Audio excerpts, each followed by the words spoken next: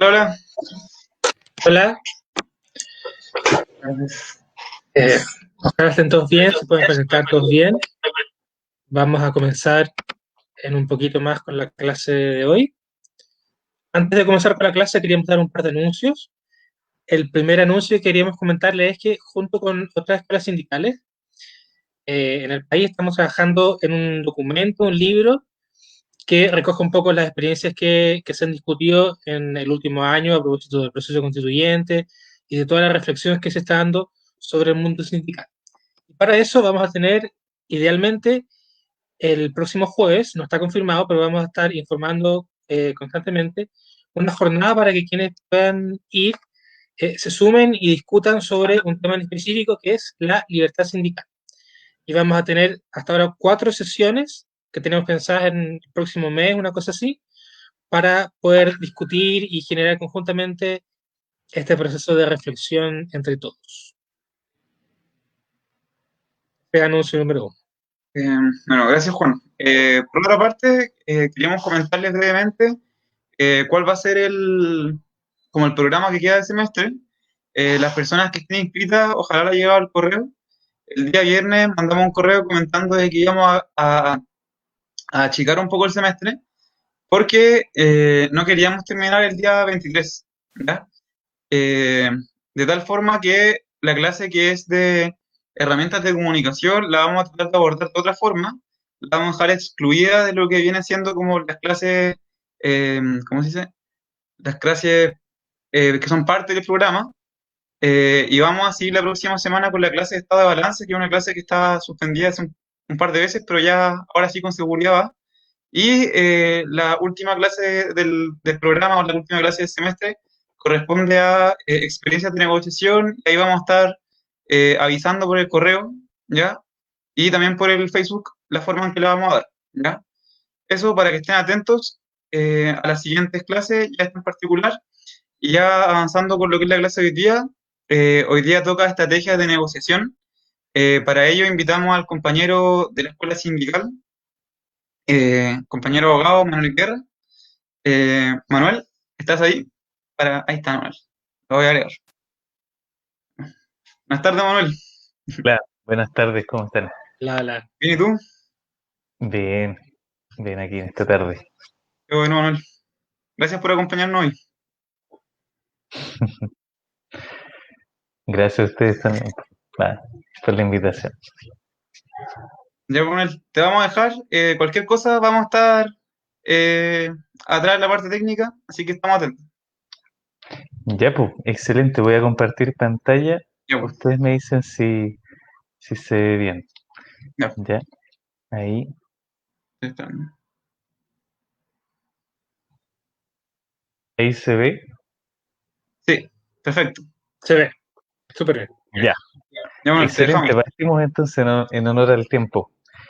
Ya, muchas gracias ahí a los compañeros y bueno, en honor al tiempo vamos a partir y como pueden ver, en la sesión de hoy es de técnicas y estrategias de negociación, ¿cierto? Como herramientas al servicio de la organización. Eh, Como van a poder apreciar, si es que participaron el martes del taller que se hizo sobre estrategias de negociación, va a haber alguna línea de continuidad, sobre todo con el grupo que le tocó trabajar en negociación colectiva. ¿Ya? Eh, para abordar las técnicas y estrategias de negociación, primero es importante hablar del conflicto y las formas de resolverlo a modo general, ya para tener más o menos una noción. El conflicto, bueno, lo entendemos como una diferencia de intereses, ¿cierto? Necesidades u objetivos en el caso de la negociación laboral entre trabajadoras, trabajadores y empresas. Y es muy importante entender en todo modelo que el conflicto es parte fundamental de una sociedad democrática, ¿ya? Y el hecho de que un país decida evadir el conflicto no significa que ese conflicto no se desarrolle. Un claro ejemplo es cierto lo que está pasando hoy en Chile con el estallido social, que tenemos un modelo que en general evita el conflicto, pero el conflicto tarde, cierto, o temprano llega y se desenvuelve como tal. Y las formas de resolver el conflicto, como lo vamos a ver en concreto en la parte laboral, definen también las dinámicas de poder. Ya hay formas autoritarias de resolverlo, formas democráticas, entre otras. Y bueno, en las relaciones laborales nosotros entendemos por lo menos que existe conflicto. La relación laboral no es una relación de colaboración, ¿cierto? Como pretende el plan laboral de José Piñera, sino que en concreto es una relación de conflicto en que la empresa, obviamente, y ustedes lo saben mejor que nosotros, busca disminuir los sueldos de los trabajadores para maximizar sus ganancias y ese interés se contrapone manifiestamente, ¿cierto?, con el interés de la y los trabajadores por tener mejores condiciones de vida. Eh, a grandes rasgos, ¿cómo se pueden resolver los conflictos? Tenemos a nivel social, ¿cierto? Distintas formas de hacerlo. Está la negociación, que es lo que más vamos a hablar hoy, pero también está la mediación, el arbitraje, el litigio, ¿cierto? Ir a tribunales, o la confrontación, ¿cierto? Directa, como pudimos, o como se puede apreciar en el caso de los trabajadores portuarios, por ejemplo, ¿ya? Todas estas formas de resolución tienen distintos factores que las determinan, como por ejemplo, quiénes participan. En una negociación normalmente participan todos sus actores. No así, por ejemplo, en el caso de un litigio. Si tenemos un litigio con la empresa, quien va a participar y va a resolver el conflicto va a ser la jueza o el juez de la causa, ¿ya? En cuanto al resultado, y esto quizás lo vamos a ver después, pero bueno, en la negociación está la oportunidad de que ambas partes ganen, ¿cierto?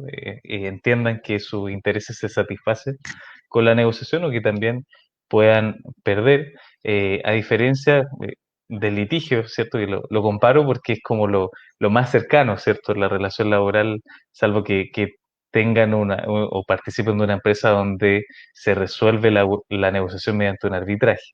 Pero en el caso del litigio nosotros sabemos que o se va a ganar o se va a perder, no existen medias tintas.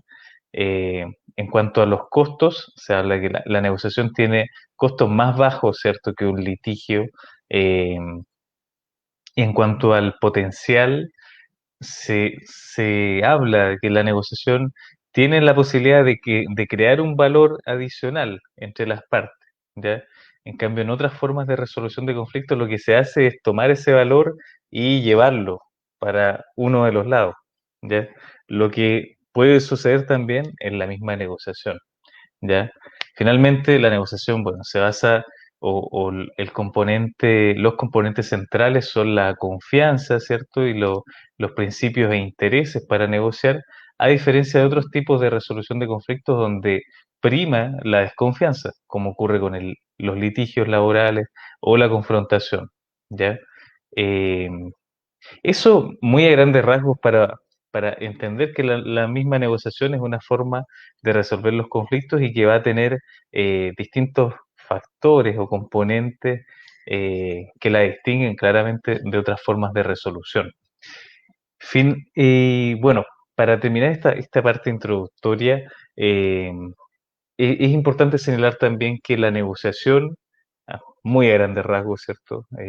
Es el proceso de interactuar con el objetivo de lograr un acuerdo o resultado deseado que impacta nuestras emociones, ¿cierto? La negociación, si bien a nivel sindical se realiza en representación de otras personas, de todas maneras nos toca personalmente, también a los asesores, a todos quienes participen del proceso.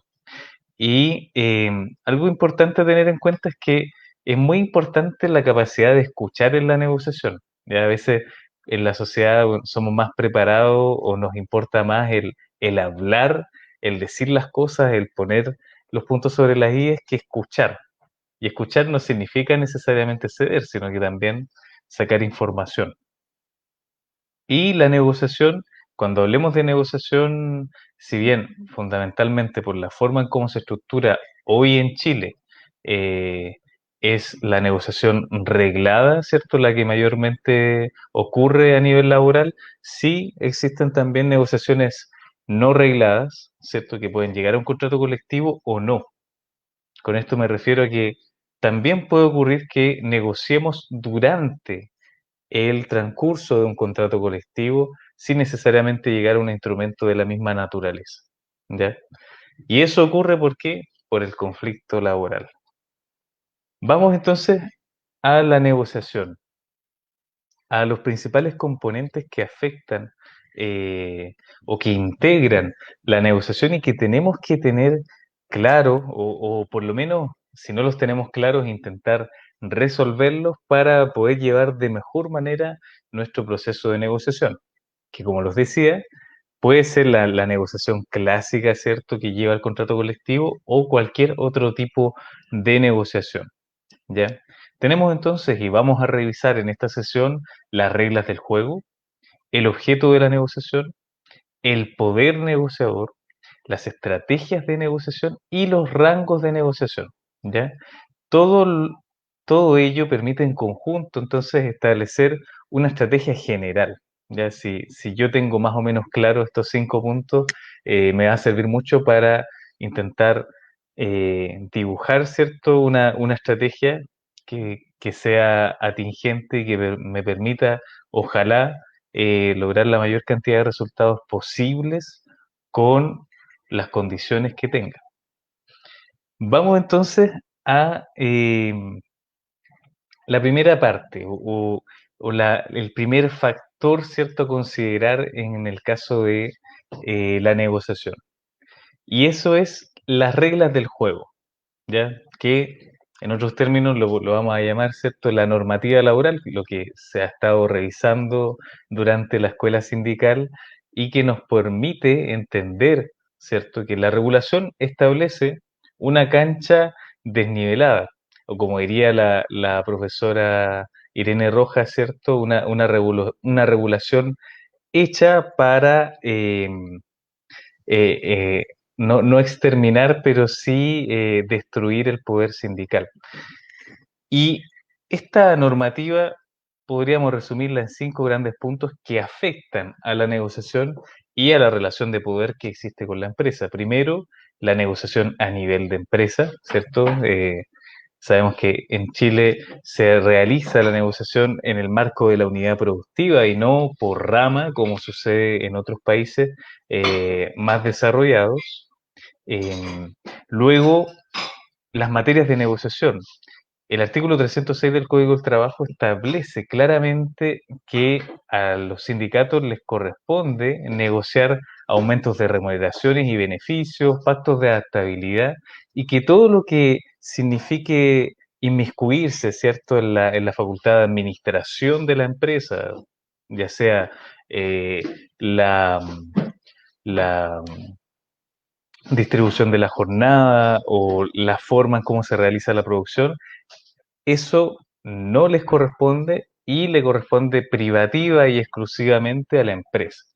Esa es una determinación política, ¿no? Como para decirnos, bueno, preocúpense ustedes de subir el aguinaldo de Navidad, el aumento o el reajuste por IPC, pero no se inmiscuyan en el negocio de la empresa.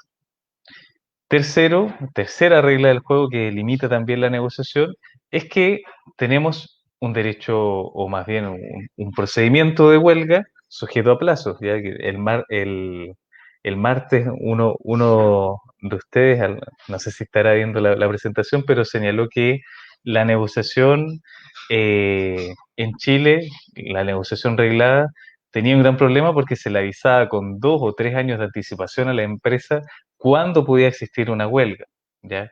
Lo que también obviamente afecta a nuestro poder como organización sindical, ¿ya? En cuarto lugar, los servicios mínimos, ¿cierto? En concreto, la pérdida de la fuerza de huelga con el fin de satisfacer intereses específicos que establece la ley y que se califican por la Dirección del Trabajo. Y en quinto lugar, el reemplazo interno, ¿cierto? Que significan las adecuaciones necesarias establecidas en la reforma laboral del 2017, ¿ya? Al igual que los servicios mínimos. Entonces, hecho este preámbulo, ya sabemos algo importante.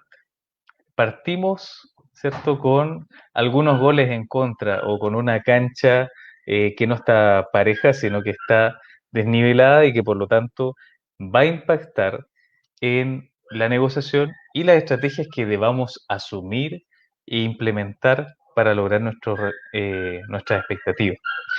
En segundo lugar, em, es importante considerar el objeto de la negociación. ¿Qué es el objeto de la negociación? En concreto, el qué queremos y el por qué lo queremos, que le vamos a llamar posiciones e intereses.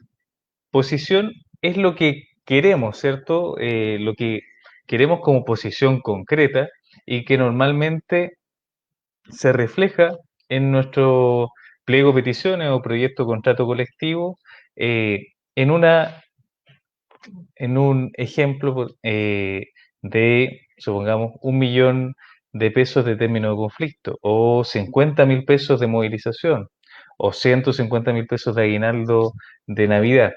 Esas son posiciones, ya son el qué queremos y que nosotros manifestamos de forma concreta desde el inicio de la negociación. Pero hay algo que está detrás de eso, que es la razón, el por qué, el interés que queremos satisfacer o el deseo final o la necesidad que existe detrás de esta posición. Entonces, si ahí puse un ejemplo para el término conflicto, ya que ¿por qué lo queremos? Bueno, por el nivel de endeudamiento que existe en el país. Muchas veces se quiere para pagar las deudas o hacer la bicicleta con las deudas que se tienen o hacer compras pendientes. Pero podemos tomar muchos otros ejemplos.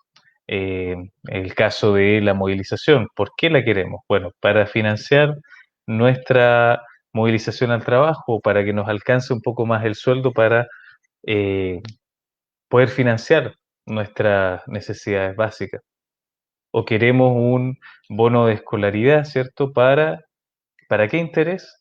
Para en el mes de marzo poder financiar de mejor manera los útiles escolares, los uniformes de nuestros hijos, ¿ya? Eso es importante tenerlo en cuenta en la negociación. El qué queremos y el por qué lo queremos, ¿ya? Eh, si bien la ley no lo dice, corresponde que esto sea fijado en asamblea, ¿ya? Y no así que sea fijado en cuatro paredes como ocurre con eh, muchas leyes o definiciones importantes en el país, eh, sino que sea conversado lo más posible de forma democrática en la asamblea, ¿ya? ¿Por qué es importante esto? Porque en la medida que más lo trabajamos con la Asamblea, más legitimidad tiene lo que vamos a estar negociando y al mismo tiempo más compromiso de la Asamblea se puede tener si se ve fielmente representada en las posiciones e intereses que se planteen en la negociación, ¿ya?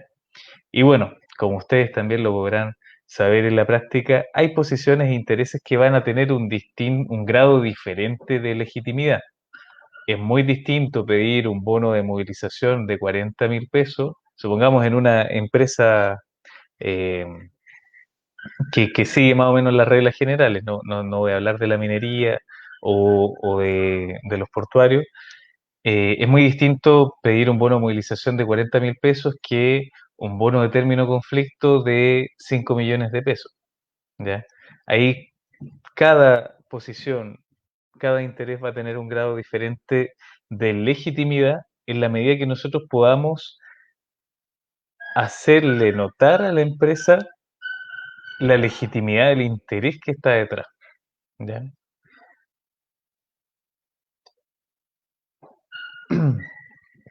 Entonces, para entender esto, es muy distinto la legitimidad que puedo darle, ¿cierto?, a un bono de 40.000 pesos porque, perdón, un bono de movilización porque se acerca mucho al valor real, ¿cierto?, del pasaje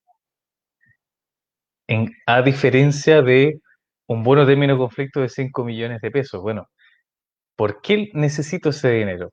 ¿Puedo, puedo plantearlo de forma más o menos legítima? Ahí quizá va a ser un poco más difícil, ¿ya? Eso entonces con el objeto de la negociación. ¿Qué queremos? ¿Por qué lo queremos?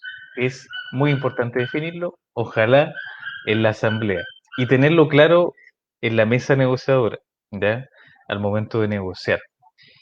Otro elemento, otro factor importante a considerar en la negociación, yo creo que uno de los más importantes que puede definir eh, bastante en una negociación es el poder negociador, ¿ya? Como dice en la presentación, el poder negociador define cuánto vamos a poder alcanzar o cuánto vamos a poder lograr nuestras propias expectativas. Normalmente las, las expectativas se van a realizar en la medida en que exista poder negociador. Si las expectativas son muy altas y el poder negociador es bajo, es muy probable que esas expectativas después se vean bastante disminuidas por el resultado de la negociación. Es decir, si esperábamos mucho y teníamos poco poder, es difícil que alcancemos esa expectativa, ¿ya? Lo que no debe significar un motivo para desmovilizarnos, sino que al contrario, movilizarnos para equiparar nuestro poder a las expectativas que tiene la base. Y si es necesario bajar un poco las expectativas, también puede ser razonable, dependiendo del escenario que tengan ahí en la base. En las negociaciones laborales, el poder negociador siempre va a tener dos facetas que nos recuerdan la moneda de nuestro escudo patrio, o más bien el lema, ¿cierto?, de nuestro escudo, que lo digo, bueno, un poco irónicamente, eh, por la razón o la fuerza. Va a ser un lema importante en la negociación, ¿ya? Porque la razón y la fuerza van a ser los principales factores que determinen nuestro poder negociador y a su vez el resultado que tengamos en la negociación. La razón la entendemos en este caso como la preparación técnica o la preparación que podamos darle al equipo de la mesa negociadora, ¿ya? Al manejo de los argumentos que tengamos, que manejemos, a los argumentos prácticos y técnicos para convencer dentro de la mesa negociadora. Eso se va a usar de todas maneras, pero también lo que va a estar detrás de la mesa negociadora siempre va a ser la fuerza del sindicato, el poder de paralización, ¿cierto?, de una huelga eventual y el compromiso de las socias y socios para llevarlo a cabo.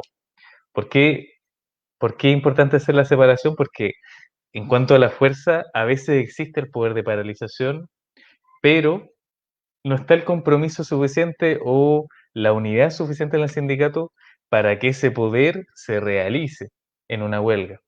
O al contrario, eh, a veces ocurre la situación inversa, ¿no? Que tenemos poco poder de paralización, pero tenemos mucho entusiasmo y compromiso para realizar una huelga. Lo importante entonces es que estos dos factores tenemos que considerarlos y evaluarlos. Vamos a ver al final algunas herramientas para analizarlo eh, en una negociación, ¿ya? Y es muy importante, o por lo menos por la experiencia, es muy importante al comienzo de cada negociación plantear eso. O sea, si tenemos expectativas altas, bueno, organicémonos, movámonos para tener una fuerza, ojalá equivalente a las expectativas, porque si no, tenemos un problema. El poder negociador se va a realizar en concreto con lo que podemos llamar el plan B, o plan BATNA, que es una sigla en inglés y que en español se puede traducir como la mejor alternativa posible a un acuerdo negociado. ¿Qué quiere decir esto? O sea, el plan B es el mejor escenario que podríamos lograr en caso de que la negociación falle o en caso de que no tengamos un acuerdo, ¿ya? Y en concreto, ¿qué significa el plan B? Son las acciones, ¿cierto?, que se pueden realizar por nuestra propia iniciativa sin la necesidad de que la otra parte esté de acuerdo, ¿ya? Es lo que nosotros podemos definir sin que la empresa esté de acuerdo con nosotros, ¿ya? Y un plan B en todo manual de negociación aparece esto, que el plan B debe reunir ciertas condiciones. Ya no puede ser, en este caso, la huelga por la huelga o la demanda por la demanda, sino que las condiciones que debe cumplir es que debe ser real, es decir, debe existir efectivamente, ¿ya? Entonces, supongamos, si vence el contrato colectivo el 2022 y amenazamos con una huelga, eh, es poco probable que sea real la amenaza de huelga ahora, ¿cierto? Salvo que seamos trabajadores del SINTEC, de la construcción, o trabajadores portuarios, o de otro sector de mayor movilización. O también como ocurre, bueno, respecto del sector público, que ya tiene otras reglas. Eh, el plan B debe ser real, debe ser concreto y debe ser ejecutable. Ya concreto significa que sea preciso y determinado, es decir, nos podemos ir a huelga la próxima semana y por un tiempo, supongamos, de un mes y medio. Eso es algo concreto. Y ejecutable puede ser uno de los mayores obstáculos, ¿cierto?, de lograr, es que sea posible llevarse a cabo. Y bueno, el caso de la huelga o de otra alternativa, eso va a depender de muchos factores, de el poder de paralización, el nivel de compromiso, el nivel de temor que pueda existir en la base. Me ha tocado ver varias negociaciones este año en que el nivel de temor por las condiciones económicas y sociales que existen es bastante mayor al que existía antes de la pandemia, ¿ya? Entonces son factores que deben evaluarse para definir qué tan potente, qué tan cierto es nuestro plan B, ¿ya? Y si no lo es, bueno, debe ser un llamado de atención para que lo hagamos más real, más concreto, más ejecutable, ¿ya? El plan B siempre es la sombra que está detrás de la negociación. O sea, la empresa cuando negocia con nosotros normalmente no nos hace un regalo, ¿ya? No nos dice, mira, te voy a aumentar el sueldo 15.000 pesos eh, porque sí, me parece, ¿no? Y creo que te lo mereces. Normalmente eso no pasa. Normalmente se negocia y se cede porque hay una sombra que está detrás y que para la empresa significa, bueno, la paralización de su actividad económica eh, y por lo tanto le lleva a negociar. Por eso normalmente uno dice que en la mesa negociadora se ven, ¿cierto?, los dirigentes, las dirigentes, pero lo que más tiene fuerza es la espalda que puedan tener, ¿cierto? Es decir, la cantidad de personas que está apoyando, la cantidad de personas en la base que está dispuesta a organizarse y movilizarse para lograr los objetivos, ¿ya? Eh, y bueno, es muy importante de todas maneras señalar que el plan B no siempre va a ser la huelga. Ya podemos tener distintos plan B según la situación en que nos encontremos. Ya, por ejemplo, en el caso del sindicato Starbucks, yo sé que en un momento pusieron un recurso como a nivel internacional, un requerimiento, no sé si fue en la OCDE o en otro tipo de organismo, y eso les sirvió como plan B para mejorar su posición para negociar con la empresa o con la misma o para mejorar un poco la relación. ¿Ya? Porque ha sido un sindicato bien que ha logrado levantarse y fortalecerse, pero después de ser muy golpeado por la empresa. Y bueno, otro punto importante a tener en cuenta respecto al plan B es que así como nosotros vamos a tener un plan B y ojalá que lo preparemos, ¿cierto? Y no lo dejemos ahí como, bueno, si no llegamos a acuerdo nos vamos a huelga, pero sin prepararla. Eh, Así como nosotros vamos a tener este plan B, la empresa también tiene un plan B. Como revisamos, tiene de 2 a 3 años para prepararse con el plan B y por ejemplo, en una empresa que maneja stock de productos perfectamente, y lo que sucede en la práctica es que la empresa se aprovisiona, ¿cierto?, de mayor stock para que al momento de la negociación, si es que llega la huelga, tiene un stock más o menos suficiente para resistir 20 días, ¿cierto? O un mes, dependiendo del nivel de preparación. Entonces, eso, compañeros y compañeras, es muy importante tenerlo en cuenta.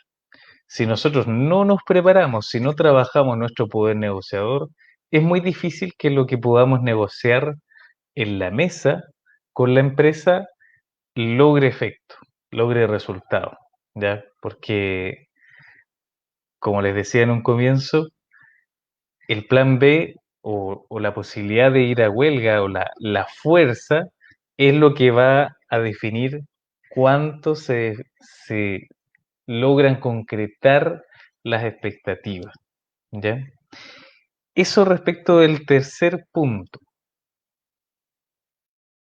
Vamos entonces, bueno, hemos revisado las reglas del juego, que es la normativa, hemos revisado también el objeto de la negociación, el qué queremos, las posiciones y el por qué lo queremos, ¿cierto? Los intereses.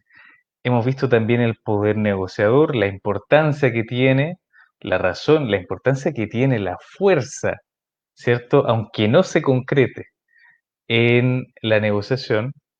Y bueno, un paréntesis antes de pasar al cuarto punto es que algo muy importante de tener en cuenta y que sirve para las negociaciones es, aunque ustedes no quieran irse a huelga, prepárenla, prepárenla, porque, bueno, yo creo que la mayoría de los dirigentes sindicales sabe, ¿cierto?, que en su asamblea a veces hay oídos, hay orejas que llegan o que representan a la empresa o que, que transmiten, ¿cierto?, lo que se conversa. Entonces, si la empresa sabe que ustedes prepararon la huelga, eso ya les da un pie distinto al momento de negociar con la empresa, ¿ya? Eso ténganlo en cuenta. Las empresas sí o sí usan todas las herramientas posibles y una de ellas, muy importante, es preguntarle a socias y socios, bueno, ¿cuántos se han preparado? ¿Prepararon la huelga? No, no, ni siquiera hemos hablado de eso en asamblea. Bueno, si están en esa situación, eh, les puede servir como un llamado a eh, preparar las huelgas o preparar distintos plan B, aunque ustedes como asamblea decidan en lo concreto no realizarla o no llegar a ese tipo de escenario. Vamos entonces con las estrategias de negociación y aquí en este punto nos vamos a detener un poco más, pero eh, me gustaría preguntarle a Amaro o a Juan si es que existe alguna pregunta hasta el momento eh, para responderla y si no, seguimos. No sé si me escuchan ahí. Sí. No, mano, por el momento en los comentarios no hay ninguna consulta. Enet Ya. Ramírez hizo una pregunta que dice loop, pero me imagino que creo que tiene que ver con la transmisión o algo que no sé. No es como una pregunta propia de la materia. Ah, ya, ya, ya. Si pregunta de nuevo, te aviso. Vale, vale. Gracias, Amaro. Vamos entonces a las estrategias de negociación. Y que es, bueno, lo que le da el nombre a esta presentación, así que nos vamos a detener un poquito más acá. Em, para definir, para definir la estrategia o las estrategias de negociación que vamos a usar en este proceso, es necesario evaluar dos elementos centrales. ¿Ya? Por una parte, la importancia que le damos a la relación con la empresa y por otra, la importancia del resultado que queremos lograr. ¿Ya? Algunas preguntas concretas que nos pueden ayudar a definir eh, el primer y segundo elemento son las siguientes. Respecto a la importancia de la relación, nos podemos preguntar qué tan importante es la relación que tenemos con la empresa. ¿Nos necesitamos hoy, ahora? ¿Necesitamos hoy a la empresa para algunas cosas? ¿La necesitamos en el futuro? ¿Dependemos de la empresa? ¿En qué medida? Es muy importante resolver y tener clara este ámbito o este elemento central porque puede definir y va a definir las estrategias de negociación. ¿ya? En concreto, como en Chile, para la empresa es muy fácil despedir, ¿cierto? Y después, bueno, se judicializa el despido, pero al momento de despedir, la empresa puede despedir por necesidades económicas eh, a cualquier persona, ¿cierto? Salvo que tenga fuero. Por lo tanto, si tiene una alta posibilidad de despido, tenemos que considerar que que dependemos de alguna manera de la empresa, ¿ya? Les voy a compartir un caso concreto que me ocurrió en una negociación hace algunos años y que puede, puede ayudar a dilucidar este punto. En una negociación de un colegio hubo un resultado bastante bueno para una primera negociación colectiva, ¿ya? Esto fue como el 2016. Y lo que ocurrió es que la empresaria, la dueña del colegio, que bueno, lamentable que hablemos de empresarios y empresarias en la educación, pero ojalá que eso se zanje en los próximos años o el próximo. Pero bueno, ahí me desmarqué un poquito de lo que estamos hablando. Aquí voy con esto. Hubo un muy buen resultado en la negociación y la relación quedó bastante quebrada con la empresa, ya porque el sindicato en ese momento tenía harta fuerza, entonces pegamos igual fuerte cuando había que pegar, justamente era el fin de año y la empresa, bueno, hablemos de colegio, porque si no es terrible hablar de la empresa. El colegio tenía que cerrar las notas a fin de año y estaba en una situación compleja, entonces justo ahí nosotros negociamos y tuvimos un mayor poder negociador para lograr los objetivos. ¿Cuál fue el problema? Que la relación quedó muy mermada, muy dura con la dueña del colegio y lo que hizo fue empezar a atacar constantemente al sindicato con despidos, ¿ya? Despidos constantes que llevaron a reducir a la organización a un tercio, ¿ya? Ahora la organización sí, de todas maneras, pero le ha tocado un, le han tocado golpes bastante fuertes, ¿ya? Entonces, aquí voy con esto. Mi idea no es meterles miedo, ¿cierto? Decirles que no se movilicen, al contrario, pero sí que consideren esto, que hagan el ejercicio de preguntarse, bueno, ¿qué tanto dependemos? ¿Qué tanto nos puede atacar la empresa después para buscar las mejores estrategias para lograr los objetivos? ¿Ya? Entonces, la idea no es desmovilizar, sino que con la más información, ingeniárselas de mejor manera para lograr los mismos objetivos. Este punto es muy importante, la relación, me refiero a definirla, tenerla clara, y también el resultado, ¿ya? Como les decía, estos factores delimitan o aclaran cuáles pueden ser las estrategias que nosotros juguemos en la negociación. Y en este segundo punto nos podemos preguntar, bueno, ¿qué tan relevante es el resultado que queremos lograr? Muy importante, poco importante, lo podemos incluso diferenciar por beneficios. No todos los beneficios tienen el mismo grado de importancia, ¿cierto? Hay beneficios que sabemos que son punto de quiebre para una huelga y otros beneficios que podemos ceder en la medida que logremos los puntos prioritarios. Podemos preguntarnos también qué resultados tangibles esperamos en cuanto a beneficios, a plazo, a condiciones, y también qué resultados intangibles esperamos. Esperamos que después de esta negociación, por ejemplo, respeten mayormente a la organización o que exista un mayor compromiso de la empresa con informarnos ciertas materias, lo que sea, ¿ya? Estos dos factores nos van, como les dije, nos van a servir para elegir estrategias de negociación. ¿Y cuáles son las estrategias clásicas o más estudiadas para una negociación? Son las 5 que pueden ver acá. Ceder, colaborar, comprometer, evadir o competir. Como pueden ver en este cuadro, em, en este caso se va a comparar la importancia de la relación, entendiendo que lo que aparece abajo, en este tipo de estrategias se le da menor importancia a la relación, a evadir o a competir, y se le va a dar una mayor importancia a ceder o a colaborar como estrategia. Y lo mismo respecto del resultado.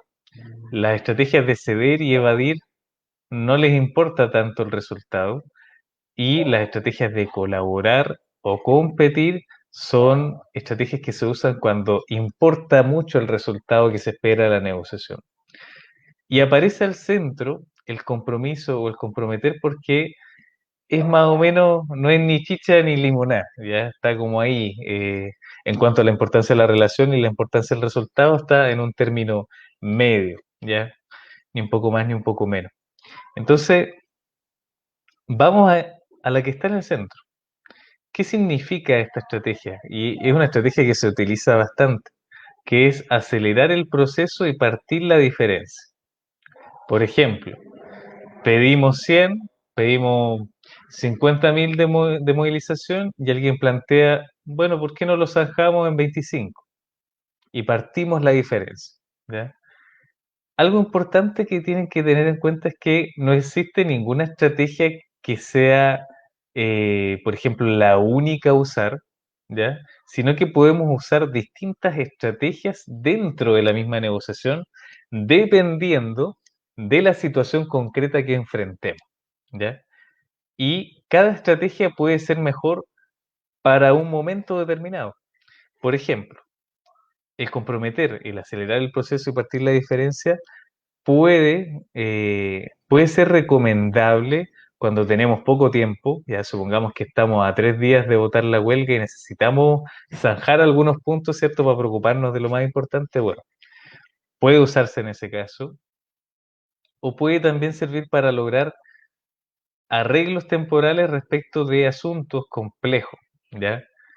Por ejemplo, un caso que a veces puede pasar con el bono, supongamos, ¿qué cuestión o qué asunto o beneficio es complejo en una negociación? Un bono de producción, ¿ya? ¿Por qué? Porque, bueno, tiene muchas variables, es difícil regularlo de manera detallada, y a veces, o por lo menos en una negociación me pasó eso, que planteamos un bono de producción y al final no había mucho tiempo y dijimos, bueno, dejemos esto como un incentivo y punto.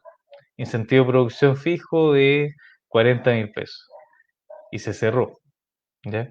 Entonces, esa estrategia como el yo cedo si tú cedes, la podemos usar en esta situación. Ahora, veamos las distintas 4 estrategias que nos quedan, ¿cierto? Donde sí se le da una mayor o menor importancia a la relación y al resultado. La estrategia de ceder o llamada perder para ganar se utiliza cuando le damos una alta importancia a la relación y no nos importa tanto el resultado. Entonces, cedemos, ¿cierto?, con la intención de ganar después, ¿ya? No inmediatamente. Entonces, quienes usan esta estrategia normalmente tienen una alta capacidad para resolver los problemas de otras personas, y que le dan una mayor importancia a la relación que al resultado de la negociación. Suelen ser también personas un poco más sensibles, ¿cierto? De percibir lo que ocurre al otro lado de la mesa, y también flexibles al momento de negociar. Y esta estrategia puede servir mayormente para los siguientes momentos: perder para ganar. La podemos usar el ceder cuando nos equivocamos en un planteamiento. Supongamos que íbamos a pedir el bono de movilización de 45.000 pesos y nos equivocamos y aparece 450.000 pesos.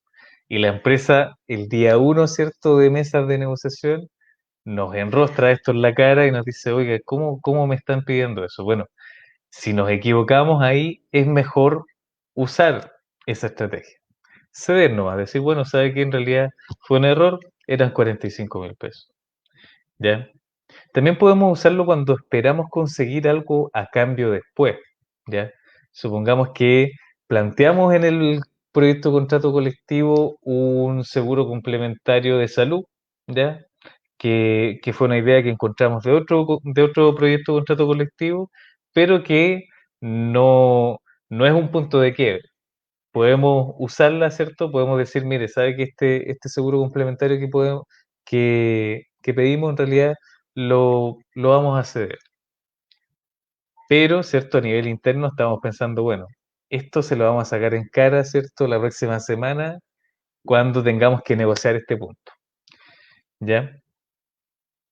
Y normalmente, bueno, también es recomendable usar esta estrategia de ceder cuando lo que se cede es más importante para la otra parte que para nosotros. Entonces, así le cedemos algo que les resulta importante a ellos o a ellas, para nosotros después intentar conseguir algo más importante. Entonces, como pueden ver, se trata de ceder, pero normalmente va a ser pensando en algo a posterior, ¿ya? Y ese algo a posterior puede ser un resultado, ¿ya? Es decir, puede ser otro beneficio, abandonar, como les decía, el seguro complementario para tener mejor posición para negociar el aumento de sueldo, pero puede ser también eh, ganar no en cuanto a resultados, sino que en cuanto a relación, ¿ya? Mostrar que somos personas que podemos ceder, que somos flexibles y podemos tener una mejor relación con la empresa. Lo podemos usar, ¿ya? Es parte de la estrategia. Otra estrategia que podemos utilizar es la de evadir, ¿ya? Y esta se le llama perder, perder, porque no atendemos en el fondo a la negociación, sino que simplemente estamos evadiéndola, ¿ya? Disculpen que estoy mirando el celular que lo tengo cargando, está con poca batería y estoy compartiendo mi internet. Así que disculpen ahí eh, el momento. Bueno, evadir. Normalmente se usa para esquivar, ¿cierto? O retrasar aspectos que sean confrontacionales de la negociación. Típico caso de partimos la mesa de negociación y partimos hablando, supongamos, de el aumento de sueldo. Muy probablemente no vamos a llegar a ningún acuerdo. ¿Y qué hacemos? Bueno, lo evadimos, ¿cierto? Lo retrasamos. Lo que no significa necesariamente dejar de verlo, sino que es, como decía, retrasar su negociación. Y el problema de evadir puede ser que perdamos algunas oportunidades para negociar algunos beneficios. De todas maneras, esta estrategia es recomendable utilizar cuando hay otros temas más importantes que analizar en la negociación, ¿ya? Em, o cuando sabemos que negociar no va a servir para lograr nuestros objetivos, ¿ya? Supongamos que tenemos un caso de una cláusula tácita que queremos incorporar al contrato colectivo y sabemos que esa cláusula tácita de todas maneras la podemos después judicializar y vamos a lograr el objetivo igual. Podemos usar como estrategia, ¿cierto?, evadir, ya para preocuparnos de otros temas. Lo que, bueno, obviamente tiene que evaluarse. Lo ideal es poder cristalizar o poder establecer todas las cláusulas tácitas en los contratos colectivos, pero si no se puede, quedan, ¿cierto?, otras formas de resolución de conflictos. Y algo importante a tener en cuenta es que evadir también puede servir cuando es más efectivo el plan B, ¿ya? Y esto no sé si le ha pasado a alguna o alguno de ustedes con empresas que llega el momento de negociar y no quieren tener mesas de negociación, no quieren juntarse y eso puede o no, ya no es concluyente, pero puede ser un, un elemento que nos devele, nos muestre que quizá para la empresa es más conveniente que nos vayamos a la huelga, ¿ya? Porque tiene un mayor poder. Puede ocurrir, ya no necesariamente es concluyente que el retraso en las mesas de negociación signifique eso, pero puede ser un factor, ¿ya? Ahora, competir. Ya vamos a una cuarta estrategia que podemos utilizar. el competir o el ganar-perder está en el cuadro, ¿cierto? En las estrategias donde la relación no es tan importante, es baja, y el resultado es muy importante. Entonces, esto ocurre cuando vamos a competir, ¿cierto?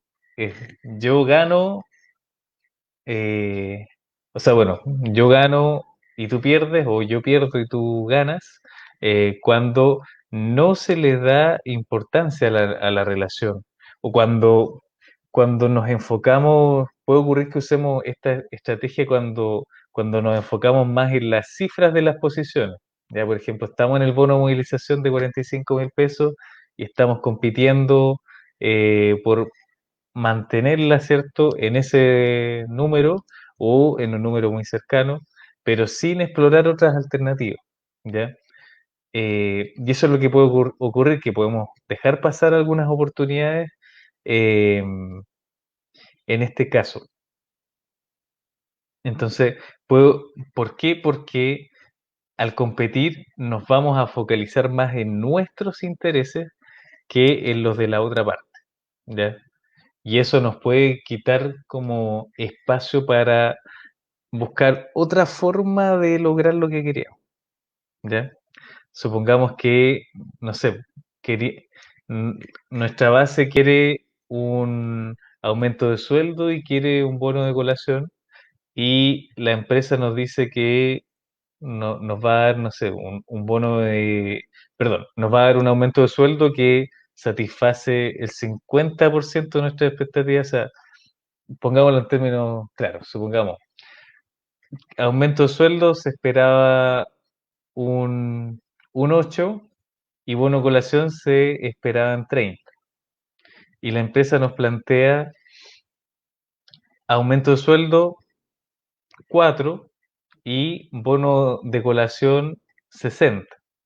Si yo me voy en la de competir, puede que eh, me quede con los 60 de colación e intente subir el aumento de sueldo a toda costa al 8 que esperaba mi base.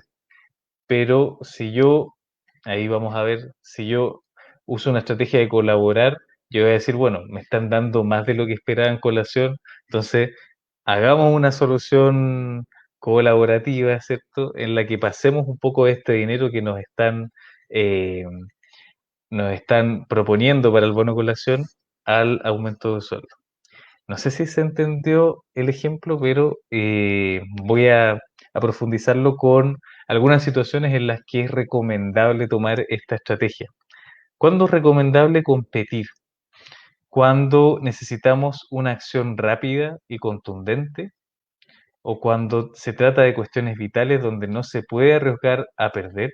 ¿Ya? Supongamos, caso típico en este año, cuando la empresa quiere pasar por encima del piso de negociación, no tenemos que ceder, no tenemos que evadir, sino que lo que tenemos que hacer es competir y decir, bueno, esto se defiende eh, totalmente, no lo vamos a ceder, ¿ya?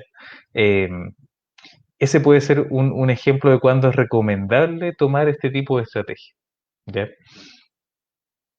Y ahí también puede ocurrir cuando la otra parte se está aprovechando del comportamiento no competitivo, ¿ya? Es decir, nosotros estamos en una dimensión más buena onda, ¿cierto? De ceder un poco, darle importancia a la relación, colaborar, pero vemos que la empresa está compitiendo y está dura en sus términos. Bueno, ahí se puede equiparar esa estrategia para mantener más o menos el flujo ahí de la negociación. Y finalmente, otra estrategia de negociación que podemos utilizar es eh, la de colaborar, ¿ya? Esto es lo que se llama en la escuela de Harvard, o lo que se ha estudiado respecto de la negociación, el ganar-ganar. La idea de colaborar, de ver los intereses de la otra parte para buscar la mejor solución en la que ambas partes sintamos que ganamos, ¿ya? Em, y esto ocurre normalmente con personas, ¿cierto? O organizaciones que disfrutan de solucionar los problemas en situaciones interactivas, ¿cierto? O sea, con más factores a considerar, em, también se utiliza normalmente con quienes son más hábiles para descubrir los intereses. Y eso es muy importante, saber cuáles son los intereses de la otra parte, ¿ya? ¿Le importa subir los sueldos? ¿Le importa que se, no sé, caso típico de interés de la empresa que toca con el sindicato es el bono producción? ¿Le interesa subir la producción? Y a nosotros nos interesa que se pague mejor el trabajo, lo que puede confluir ya en una idea de ganar-ganar. Esta estrategia se puede usar, ¿cierto? La colaboración puede ser recomendable cuando los intereses son muy importantes para ambas partes como para estar regateándolo, ¿ya? Como para estar en la estrategia de comprometer, como de ceder la mitad o partir la diferencia, ¿cierto? Eh, también es importante usar cuando se busca un mayor compromiso de la otra parte, ¿ya? Y, y también, bueno, también puede ser recomendable el colaborar y buscar mejores soluciones cuando intentamos superar algunos sentimientos que han interferido en la negociación misma, ¿ya? Eso respecto a las estrategias de negociación, estoy viendo aquí que Amaro me ha enviado algunas preguntas, así que voy a empezar a contestarlas una vez que termine esta parte de la presentación. Para recapitular entonces de estas estrategias de negociación, como vimos de estas 5 estrategias, es muy importante que sepan que se puede usar más de un estilo en la misma negociación. Incluso en una misma mesa de negociación podemos usar distintos estilos, distintas estrategias, ¿ya? El estilo o la estrategia colaborativa, si bien puede llevar muy buenos resultados en cuanto a la importancia de la relación y la importancia del resultado que le dan ambas partes de la negociación, puede que no siempre sea la mejor estrategia. Como revisamos, hay estrategias que, que quizá por el nombre que tienen llevan una carga negativa, no siempre lo van a hacer de esa forma, sino que pueden ser más convenientes en momentos específicos. Van a depender las estrategias también del punto de beneficio que estemos negociando, ¿ya? Como ustedes, no sé si ya tienen algunas y algunos ya tienen bastante experiencia en negociación, van a saber que hay algunos puntos que no se negocian de la misma manera, ¿cierto? El aumento de sueldo, que es una de las cláusulas más duras de los contratos colectivos, no lo negociamos de la misma manera que, no sé, pues el aporte para el paseo anual del sindicato o el aguinaldo ya de Navidad o de fiestas patrias, donde normalmente hay un poco más de apertura de las empresas. Y lo ideal para las estrategias, lo ideal, el escenario ideal es asegurar un buen resultado, ¿cierto? Para la base, cuidando la relación, o por lo menos preocupándose de que no quede tan deteriorada, porque después vamos a tener que conversar para solucionar los problemas. Vamos entonces a ver por mientras algunas preguntas que han hecho y que vamos a abordar. Estoy acá desde el WhatsApp viendo las preguntas. ¿Se puede entender como poder en la negociación los cargos estratégicos dentro de la empresa? Perdón por no hacer la pregunta antes. Ya, no sé, no puedo ver los nombres de quienes están haciendo la pregunta, ya, por si acaso. Pero a quien la haya hecho no hay problema.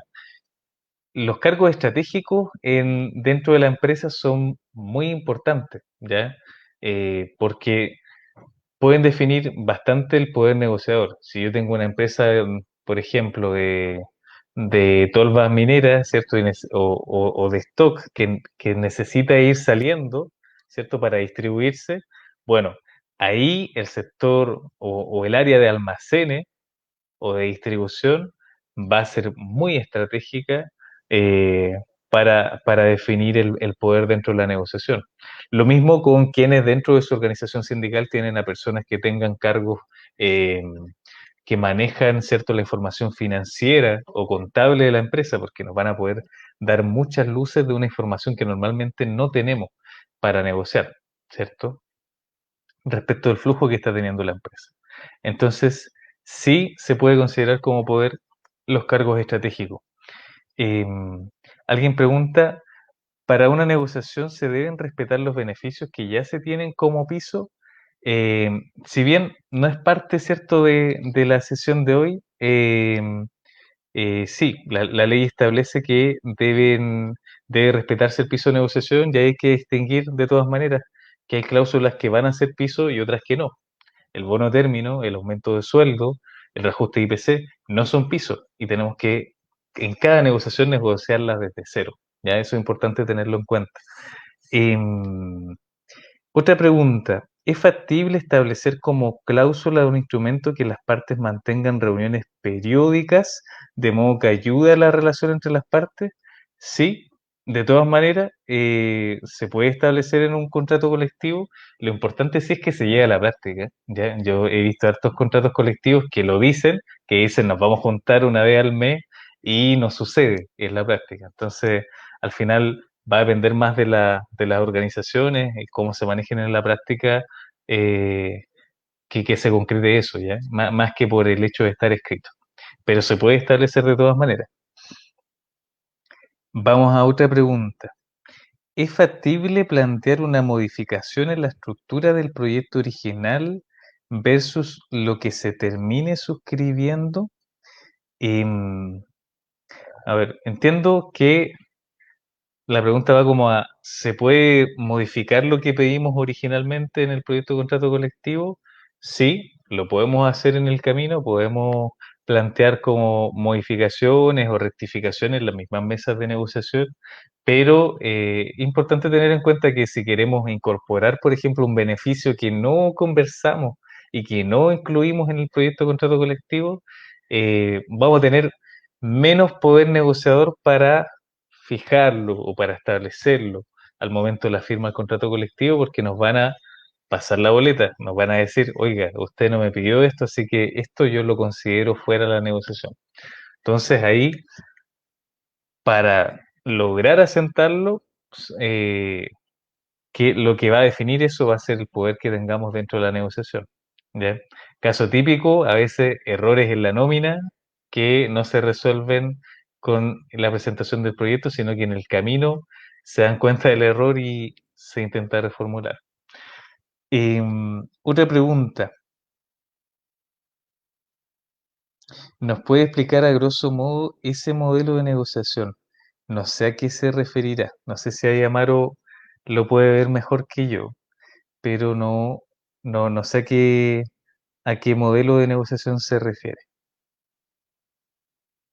Manu, ¿Alguien pregunta? ¿Sí? ahí sí, que tenía el micrófono silenciado. Entiendo que se refiere a una pregunta que está antes, que dice, ¿el sistema colaborativo es el mismo que plantea el modelo de Harvard? A ver, pero que voy a aprender la luz, no sé si se ve bien la imagen, pero voy a aprenderla de todas maneras. Ya, pero ¿me Ahora escuchan ahí, cierto? ¿Sí?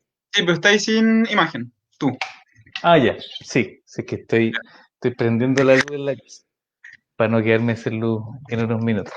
Ahí sí, voy a poner la cámara de inmediato. Pero claro, aquí viéndolo en la diapositiva, lo que estudia la escuela de Harvard es cuál es como la mejor herramienta para negociar, cuál es la que puede traer mejores resultados. Y lo que plantean es que creo que esto no lo había alcanzado a desarrollar. Me había quedado, pensé que había terminado la parte de las estrategias de negociación y me faltaba esta diapositiva, así que podemos verla ahora en detalle. La estrategia colaborativa. Como les decía, la idea de la Escuela de Derecho de Harvard fue estudiar cuál es la mejor forma de resolver los problemas a través de negociaciones que le dé mayores beneficios a ambas partes. Entonces, lo que estudiaron era que cuando se usaba la estrategia colaborativa, en que ambas partes buscaban satisfacer el interés de la otra, podían tener ventajas a un largo plazo, ¿ya? Eh, porque ambas partes obviamente sentían que lograban sus objetivos en mayor o menor medida. Y la idea de esta estrategia es que, como les decía, ambas partes logren sus objetivos de una forma colaborativa, como trabajando en conjunto más que compitiendo, y lo que entienden sí o lo que buscan entender es que no hay una disputa de poder entre las partes, sino que están como negociando en la buena onda. Lo que tenemos que mirar de todas maneras eh, con una óptica crítica al momento de aplicarlo en la relación laboral, porque si bien podemos entender la importancia estratégica que tiene tener una buena relación con la empresa, ¿cierto? Para poder ir solucionando nuestros problemas de manera más directa, sin tener que recurrir a la dirección del trabajo o a los tribunales, no podemos dejar de lado que hay una disputa de poder o hay una relación conflictiva por la misma naturaleza de las empresas, ¿cierto? Que buscan el lucro y no, y que ese es su principal fin. Entonces, eso hay que tenerlo como un lente, ¿cierto?, para ver este tipo de estrategia. Em, y la idea lo que se busca también es, como les decía, fortalecer la relación de las partes hacia el futuro, o sea, y que eso es algo que tenemos que tener en cuenta, o sea, que vamos a depender por el poder económico y político que se le da a la empresa en la legislación, dependemos en mayor o menor medida de lo que puede hacer. O sea, si nos despiden gente, si tienen el poder para despedirnos gente o para mover sueldos o sistemas de turno dentro de los límites legales, eh, es importante buscar tener una buena relación, ¿ya? De forma estratégica independiente de que pensemos mal de la empresa, ¿cierto? O que sepamos que se portan mal con la gente, es muy importante eh, intentar tener una buena relación, ¿ya? Eh, y la gracia o cuando tiene sentido la estrategia colaborativa es cuando ambas partes están cooperando, ¿ya? No sirve si una de las partes eh, está cooperando, está poniendo todo el esfuerzo y la otra no lo está haciendo realmente, ¿ya? Entonces, eso es lo que podemos decir de la estrategia colaborativa. Entonces, en resumen, lo que estudian en Harvard es más o menos como la importancia que tiene para efectos de la relación o las ventajas que puede darle a ambas partes en un largo plazo para resolver sus diferencias. Puede ocurrir, o sea, y plantean desde ya que es la mejor estrategia como a largo plazo, ¿ya? Lo que significa entonces que alguna de estas otras estrategias puede ser mejor en un corto plazo, ¿ya? No sé si les ha ocurrido, pero en un sindicato eh, que me tocó negociar hace unos años, se usó como estrategia el competir, nos fuimos a huelga, bueno, los trabajadores se fueron a huelga y soportaron la huelga 14 días, eh, y esa estrategia sirvió mayormente en el corto plazo, porque de ahí la empresa empezó a respetar a la organización. Pero claro, si nos fuésemos siempre a huelga en cada negociación, no sé si sea ahí lo más estratégico, ¿ya? Y ahí eso se podrá ver en el caso a caso, conociendo las condiciones de cada empresa, de cada sindicato. ¿Ya? Y, a ver, hay una última pregunta que me enviaste, Amaru, que es, ¿cómo se puede unificar los criterios o los objetivos entre distintos sindicatos de una misma empresa a la hora de negociar? Suele pasar que en el camino algunos sindicatos aprueban propuestas y se pierde la fuerza, ya que algunos socios comienzan a emigrar durante el proceso a los sindicatos que han aprobado. ¿Existe alguna instancia de llegar a una negociación con una sola voz y que ésta se mantenga? ¿Existe alguna instancia para evitar que los socios emigren durante el proceso? Eh, bueno, quizá es una pregunta más que apunta a algunos aspectos que no son parte de esta sesión, pero a grandes rasgos se pueden aclarar las siguientes cosas. Primero, eh, si un socio es parte de una negociación colectiva, ese socio o socia va a estar en la negociación hasta el final del proceso, independiente de que firme una carta de renuncia al sindicato o un documento de renuncia a la negociación. Eso no tiene ningún valor jurídico durante el proceso de la negociación. ¿Ya? Por lo tanto, si ese sindicato se va a huelga, ese trabajador está obligado a hacer efectiva también la huelga. ¿Ya? Eso es un primer punto a tener en cuenta. Y el segundo es más bien de orden práctico en torno a cómo unificarse, ¿ya? Quizá para unificarse con otros sindicatos, bueno, la respuesta no está en la ley, no la tenemos los abogados, es una respuesta obviamente de orden práctico y algo que podría servir quizá eh, es leer o aclarar entre los dos sindicatos cuáles son los intereses que tienen. Normalmente los intereses suelen ser los mismos, ¿ya? Salvo que haya un sindicato como amarillo, ¿cierto? O pro empresa. Pero eso podría servirles. Primero juntarse, hacer asambleas conjuntas entre sindicatos y intentar fusionarse ya como organización. Eso podría servirles. Y lo otro, que también lo he visto en la práctica, en algunos casos es intentar juntar las negociaciones en los tiempos, con el tiempo o el plazo del contrato colectivo, ir acortando las brechas de manera de que en un momento negocien exactamente en el mismo rango de tiempo, ¿ya? Eh, Eso también les puede dar mayor fuerza. Eso en general, ¿ya? Vamos a ver los rangos de negociación ahora, que es, eh, si vamos atrás, el último punto o el último factor relevante para considerar en una negociación.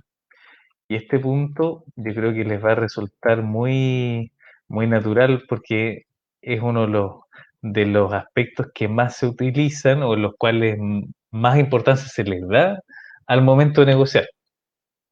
¿Ya? Lo que está mal si es que es solamente el único elemento que atendemos. ¿Cuáles son los rangos de negociación en este proceso?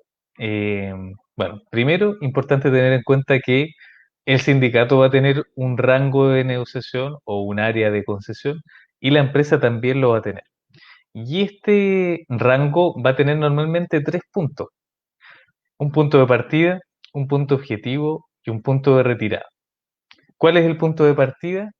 Es la oferta inicial. Normalmente es lo que nosotros plasmamos en el proyecto de contrato colectivo, ¿ya? Donde sabemos que va con el tejo pasado, ¿cierto? No, queremos 30, pero pusimos 45, ¿ya? Ese es el punto de partida. Entonces, vamos a un ejemplo concreto. Queremos un bono de movilización, o más bien, exigimos en el proyecto de contrato colectivo un bono de movilización de 60.000 pesos, ¿ya? Pero nosotros, en realidad, como resultado, lo que esperamos son 45, ¿ya? Y ese va a ser nuestro punto objetivo, lo que nosotros esperamos lograr en la negociación. Pedimos 60, pero esperamos 45. Pero tenemos un límite, ¿ya? Como asamblea dijimos, bueno, queremos los 45, pero en realidad, pucha, si lo cerramos en 40, lo cerramos igual, ¿ya? Ese es nuestro punto de retirada. Ahí termina nuestro rango de negociación, ¿ya? Y nosotros ahí sabemos que no nos vamos a pasar de los 40. O sea, si nos ofrecen 35, no vamos a ceder. Y va a ser un punto de quiebre que incluso nos puede llevar a la huelga. Al otro lado, tenemos a la empresa. La empresa también tiene un punto de partida, que es su respuesta, ¿cierto?, escrita al proyecto de contrato colectivo, que normalmente nos dice cero a la mayoría de los puntos que solicitamos en el proyecto de contrato colectivo. Pero así, pero la empresa y nosotros en el sindicato también sabemos que ese no es el punto de retirada de la empresa.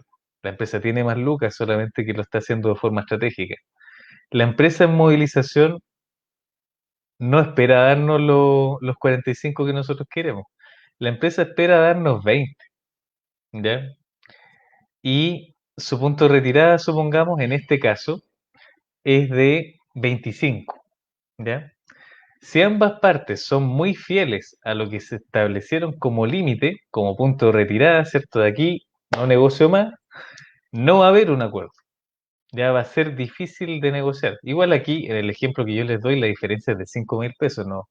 Probablemente lo logren resolver, ¿ya? Pero supongamos que la diferencia sea de 20.000 pesos. Ahí va a estar más complejo. Probablemente va a ser un punto que pateemos para el final, ¿ya? Y el problema va a ser que no tenemos una zona de posible acuerdo y lo que puede ocurrir es o que nos vayamos a huelga o que al final una de las partes termine mal, ¿cierto? Y salga de su rango de negociación y no quede conforme. Eso es lo que puede ocurrir en este escenario. Y el otro escenario que puede ocurrir es que sí tengamos una zona de posible acuerdo y nuestro rango de negociación se superponga, ¿ya? Es decir, nosotros pedimos 60, esperamos 45, nos retiramos con 30 como mínimo, y en este caso la empresa nos ofrece primero 20, espera llegar a 25, pero su punto de retirada supongamos que es 32. Entonces aquí lo más probable es que tengamos la posibilidad de llegar a un acuerdo y un acuerdo que nos va a satisfacer a ambas partes, va a estar dentro de nuestro rango de negociación. Esto es importante tenerlo en cuenta para señalar que la estrategia, ¿cierto? La herramienta del tejo pasado, que es una de las que más se utiliza en las negociaciones colectivas, sirve, puede servir, pero es muy limitada. ¿Por qué? Porque el rango de negociación no es lo que define la negociación. ¿Qué quiere decir esto? El que yo me voy a ir a chancho, ya voy a poner un ejemplo ridículo. El que yo pida un bono término conflicto de 5 millones, he visto contratos o proyectos de contrato colectivo que lo solicitan, ya no es un ejemplo que haya inventado, que yo plantee eso en el contrato colectivo no significa que me den los 2.500.000, ¿cierto? Que son la diferencia exacta eh, de los 5 millones. Los rangos de negociación sirven, pero hasta cierto punto, porque lo que define la negociación, como dijimos en un comienzo, son las dinámicas de poder. Es el poder que tenga la empresa o el poder que tenga el sindicato para lograr su objetivo. Si no tiene el poder, no lo va a lograr. Y así ocurre en algunos casos, ¿ya? Y en otros, si existe el poder, puede que no logre los 5 millones, pero, y ahí estamos hablando ya más cerca de empresas cercanas a la minería o un poquito a la parte más industrial, ¿cierto?, del país, va a lograr algo similar. Entonces, lo ideal es que los rangos de negociación sean, ojalá, coherentes con el poder que nosotros tenemos o con el poder que nosotros logremos construir, ¿ya? Como les dije en un comienzo, las expectativas de la base deben ser de alguna manera tener un correlato con la fuerza que tiene el sindicato. Y si las expectativas son mayores, me disculpen un minuto.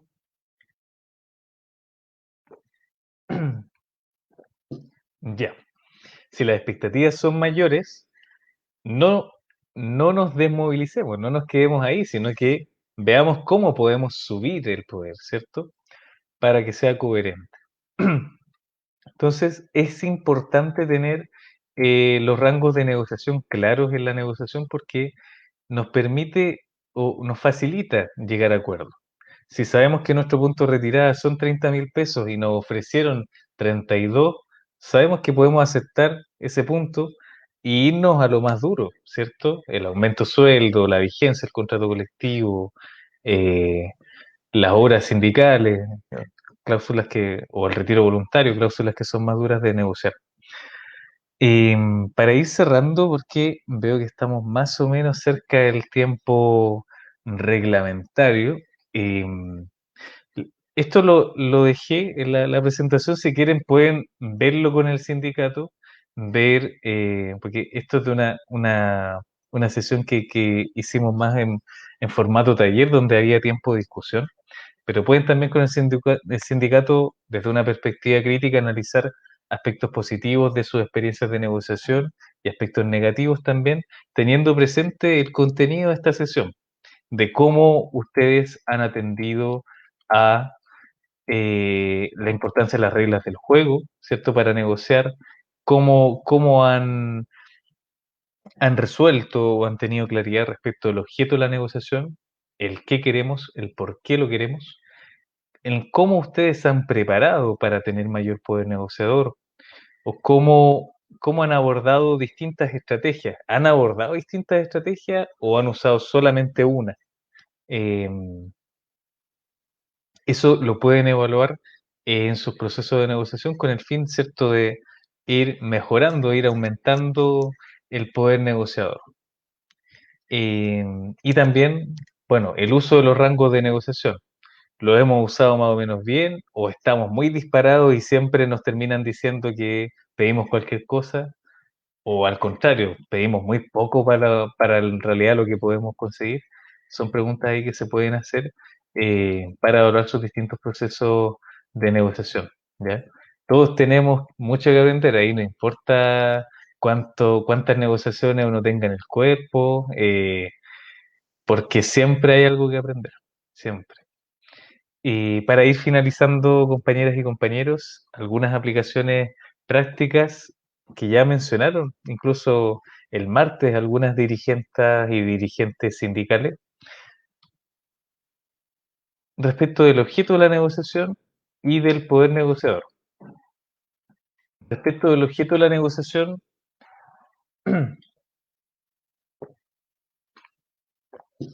algo que nos ha servido con algunos sindicatos en la práctica es, bueno, tener siempre la asamblea, ¿cierto?, para la deliberación, para conversar algunos puntos, pero también usar otros mecanismos, ya que puedan servir de apoyo, ¿ya?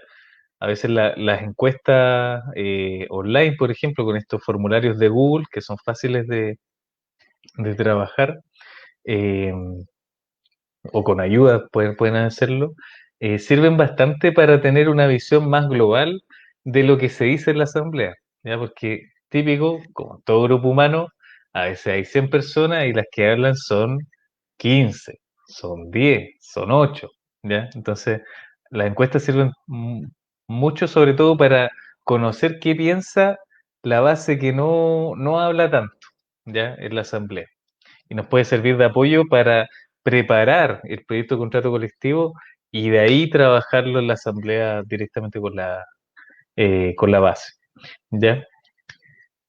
Y como les decía en un momento, al definir el objeto de negociación en conjunto, con amplia participación, se le da o se logra un mayor compromiso de la base.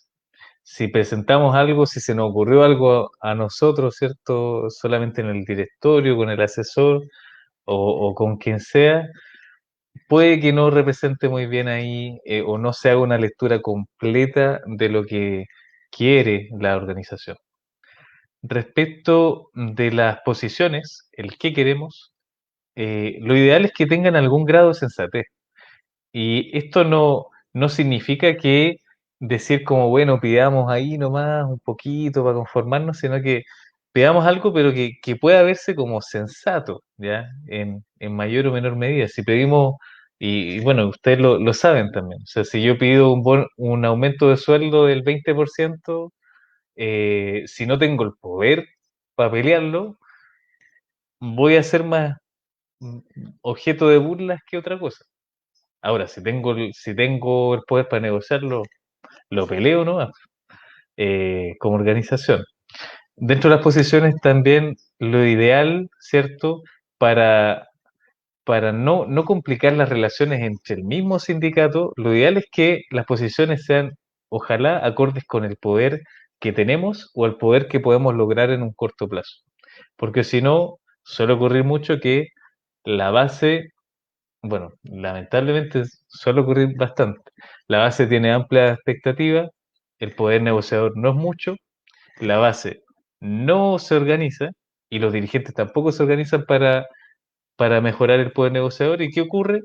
No se cumplen las expectativas y nos enojamos entre nosotros en vez de estar peleando con la empresa. Entonces, es muy importante tener siempre en cuenta eso. Si las expectativas son altas, o sea cuáles sean las expectativas, hay que trabajar el poder negociador para lograr realmente las expectativas que se tienen. Porque por el nivel de desigualdad que tenemos de sociedad, las expectativas naturalmente son altas, ¿ya? Eh, y eso no es las expectativas no siempre están mal, sino que lo que está mal es el modelo en el que estamos, en que se hace muy difícil lograr esas expectativas, ¿ya? Sobre los intereses, sobre las razones, los argumentos técnicos que están detrás de nuestras posiciones, lo ideal es sustentarla en datos concretos, ¿ya? Si vamos a pedir un bono de movilización, manejar el valor del pasaje. Si estamos en Santiago, bueno, el pasaje del metro no era punto. Si estamos en región, el valor de también del metro, no sé, pues, Valparaíso, o de la micro, o del colectivo que tenga que tomar. ¿Por qué? Porque le va a dar más legitimidad a mi posición. Si pido 36.680 pesos de movilización y digo que eso significa 23 días de movilización con el horario, con el pasaje más caro del día, bueno, voy a tener más fuerza para plantear, ¿ya? Y para eso les puede servir tener una pauta de argumentos, ¿ya? O sea, tener, por ejemplo, sobre un punto, asignaciones de movilización, por ejemplo. Tener claro y ponerse en una pauta que maneje toda la directiva, cuánto tenemos, ¿cierto? Ahora, cuánto estamos pidiendo, 36.800, por ejemplo, y cuánto nos ofrece la empresa. Entonces, así, en cada punto, en la medida en que vayamos avanzando en la negociación, llega el punto de movilización y estamos totalmente enchufados y enchufadas con lo que pasa respecto a ese punto. Sabemos lo que tenemos, lo que pedimos y lo que nos ofrecen, y además tenemos claro las tres personas, las cinco, las siete directoras o directores, cuáles son los argumentos que tenemos. Entonces, yo lo he visto en la práctica y sirve bastante porque se actúa más en bloque, ¿ya? ¿Por qué? Porque siempre, no sé, una persona es más buena para hablar y esa persona habla más, pero si tenemos una pauta común, va a hablar una persona y la otra quizá va a darle más fuerza, va a decir sí, porque también esto, ¿me entienden? Entonces, eso puede servir para tener esa mayor claridad y fomentar el trabajo en equipo y que no solamente una persona sea la que hable más. Y para el poder negociador sirve mucho el método, ¿cierto?, de FODA, de analizar las fortalezas, oportunidades, debilidades y amenazas del sindicato y también analizarlas respecto de la empresa. Eso lo señaló, no sé si se acuerdan, el martes, una dirigente ahí del sindicato consorcio, que lo hacían en su organización. Y aquí podemos distinguir fortalezas y debilidades como factores internos, ¿cierto? Capacidad y recursos que tenemos, factores que provocan una situación desfavorable, y podemos ver también los factores externos que inciden en nuestra organización. Un ejemplo, fortalezas, capacidad y recursos con los que tenemos. Fortalezas, tenemos dirigentes que se han formado en la escuela sindical o han hecho algún curso, ¿cierto?, de organización o tienen experiencia en, de negociación o de huelga en otros procesos. Debilidades. La asamblea, no sé, tenemos 100 personas y participa el 25%. Esa es una debilidad. Oportunidades, factores externos que fortalecen la organización.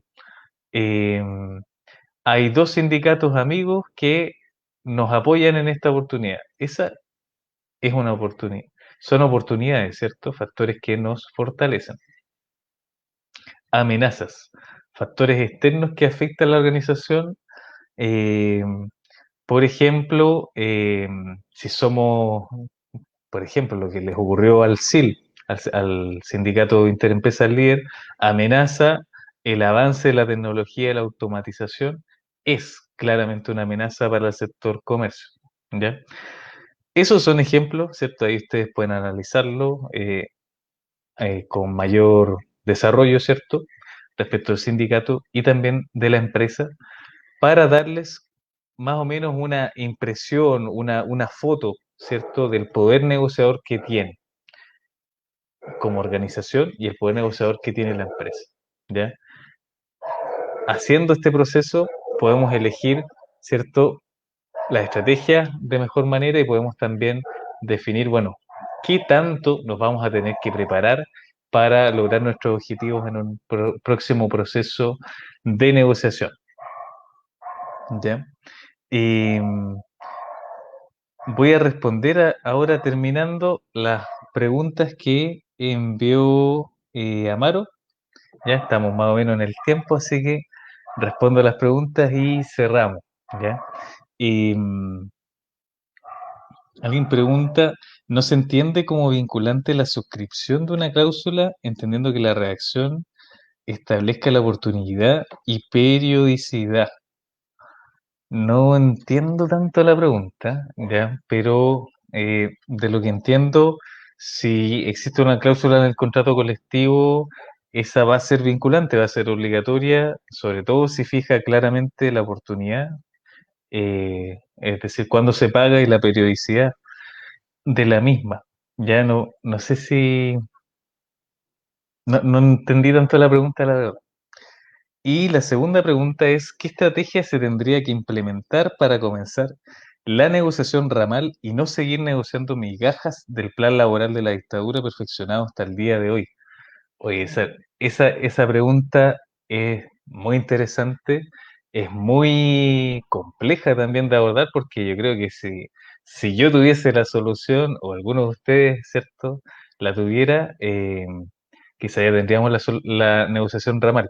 De todas maneras, esto es algo que se ha conversado en distintos foros, lo he conversado también con distintos dirigentes y lo que podría decir de esas conversaciones es que lo fundamental para comenzar eso es la confianza, ya es trabajar la confianza con otras organizaciones, empezar a hacer actividades en conjunto, empezar a verse eh, y de ahí ir generando un programa, ¿ya? El, hay un caso bastante interesante que ha sido el del sindicato Starbucks con otros sindicatos de la comida rápida, por ejemplo, de McDonald's o de eh, Papa John's u otras organizaciones donde l- los trabajadores y trabajadoras de un sindicato ayudaron a los trabajadores de McDonald's, por ejemplo, o de Papa John's a organizarse y generar también organización. Entonces, ese hito es muy importante porque ya se conocen, tienen confianza y a partir de eso pueden ir generando acciones comunes, ¿ya? Tanto acciones como tener, por ejemplo, redes sociales, como tener un programa propio, ¿cierto?, de la rama de los alimentos. De decir, por ejemplo, en cada negociación colectiva, cada sindicato queremos pedir lo mismo, ¿ya? Quizás no vamos a negociar por rama ahora, pero vamos a generar una agenda propia que nos caracterice. ¿Me entienden? Entonces, eso puede ser, yo creo, un gran punto de partida para la negociación ramal, ¿ya? Si la constitución, ojalá suceda así, no sé si pase, pero si en la nueva constitución se establece la negociación por rama no va a suceder porque aparezca en la constitución. Vamos a tener que trabajar bastante para lograrla y, como dice ahí el compañero o la compañera, no seguir negociando migajas, ¿cierto?, en el marco del plan laboral de la dictadura. Para finalizar, me quiero despedir con una frase de un maestro ahí, ¿cierto?, del movimiento sindical, alguien que yo creo que nos inspira o les inspira bastante, que es don Clotario Blest, y dice así, la acción y el ejemplo arrastra mucho más que la palabra, libertad, justicia y fraternidad. Hacer el bien a todos los que sufren, no hacerle el mal a nadie, solo atacar a quienes atacan a los y las trabajadoras. No se desalienten nunca. Tendrán que tener a veces pequeñas derrotas. No, sí. ¿Cuántas derrotas no hemos sufrido nosotros? No se desalienten jamás. Sigan adelante en esta lucha. Muchas gracias, compañeras y compañeros. Esa ha sido la sesión de hoy de técnicas y estrategias de negociación.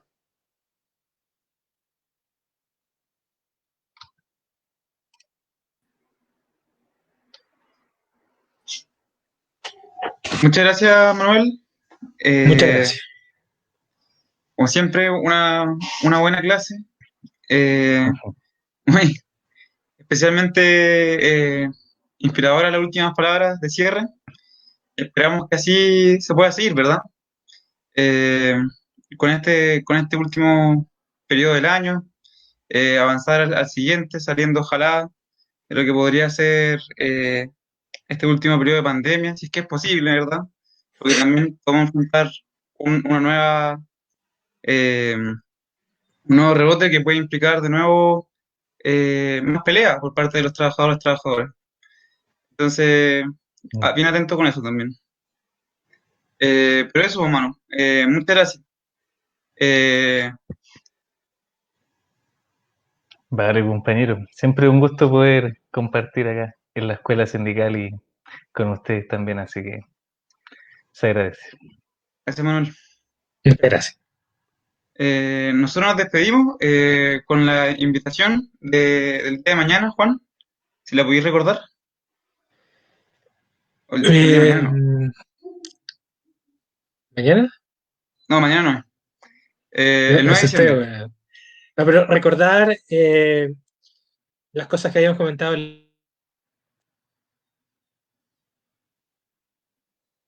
Ahí parece que me corté. ¿Amaro? Ahora te Sí, un escuché bien. poquito. Ya, creo que volví.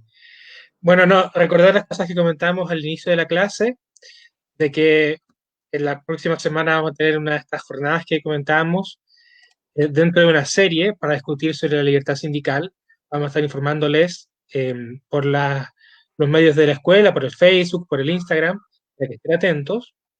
Agradecerles a todos quienes hayan ido al taller del día martes, que fue el último taller que hicimos este ciclo, este semestre, que estuvo muy interesante, así que muchas gracias a todos. No sé qué otra cosa se me queda. No, eso, comentar que estén atentos a las redes sociales porque vamos a avisar qué días van a ser las clases. También al correo, pero eso nomás.